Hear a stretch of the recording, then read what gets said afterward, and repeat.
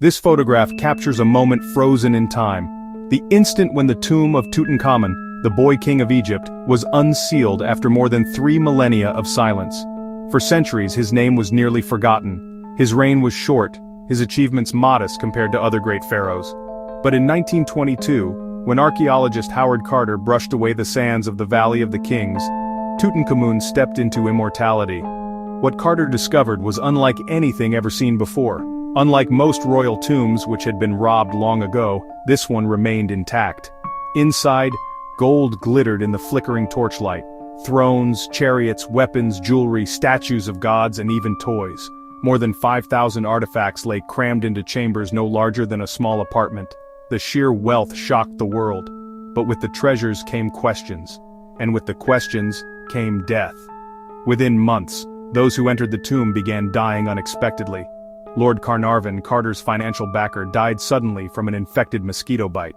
Others followed. Scientists, relatives, and even a member of Egypt's royal family. Newspapers ran sensational headlines. Whispers of a curse spread like wildfire. The curse of the pharaohs had been unleashed. Yet beyond the tales of curses, what scientists uncovered about Tutankhamun's burial was far stranger than fiction. His tomb was not the glorious resting place one would expect for a pharaoh. Instead, it looked hastily prepared, almost improvised, raising disturbing questions about his life, his death, and his legacy. When Carter peered into the tomb for the first time, Lord Carnarvon asked, "Can you see anything?" Carter replied, trembling, "Yes, wonderful things." But as they entered deeper, wonderful gave way to confusing. The burial chamber was shockingly small, much smaller than other royal tombs. The walls were painted in a hurry, and the corridors were so cramped they could barely carry the heavy sarcophagus inside. Even stranger, Tutankhamun was buried far from his ancestors. In Egyptian tradition, pharaohs rested near family to be united in the afterlife. But Tutankhamun's location suggested exile. Was this simply lack of space, or was someone trying to erase him from history? Inside the sarcophagus, the mystery deepened. The king lay in 3 nested coffins, each one golden, each portraying the god Osiris. But one of them, the middle coffin, didn't match. Its style was different, its face not Tutankhamun's. Scholars realized it was recycled from another ruler, likely the mysterious female pharaoh Neferneferuaten. Imagine, the boy king of Egypt, entombed in second-hand coffins. Even in death, he seemed forgotten, almost abandoned. The evidence suggested haste. Pieces of Osiris statues had been cut off just to make the sarcophagus fit. Archaeologists found fragments of severed toes at the bottom of the coffin, likely broken during the clumsy burial. The chamber itself looked like a storeroom, objects piled randomly rather than carefully arranged. All signs pointed to one conclusion: Tutankhamun had died suddenly, and no one was ready. The priests scrambled to prepare a tomb, grabbed objects not originally meant for him, and sealed it as quickly as possible. But why? What cut short the life of Egypt's most famous boy king? Tutankhamun was just 18 or 19 when he died, young, fragile, and unprepared to leave the world. Modern science has provided clues, but the picture remains blurry. Theory 1. Genetic weakness. Tutankhamun was the child of a brother-sister union. DNA evidence confirms severe inbreeding in his family line. As a result, he suffered from congenital defects, a clubfoot, scoliosis, and brittle bones. His tomb contained more than 130 walking canes, proof that he limped through life. Theory 2. Disease. Examinations of his mummy revealed traces of malaria. Combined with his weak body, the disease may have been fatal. Theory 3. Accident. Despite his condition, Tutankhamun loved riding chariots. His leg bones were fractured, and one theory suggests he fell from a chariot, breaking his ribs and crushing his chest. Theory 4. Assassination. Some scholars argue he was murdered. CT scans revealed damage to his skull, leading to speculation of a blow to the head. But later analysis suggested this may have been caused by rough handling of the mummy after death.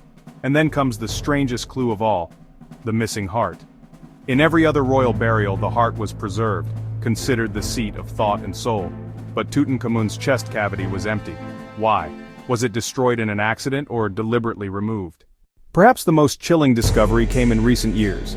Tutankhamun's body showed signs of burning, as if it had caught fire inside the coffin.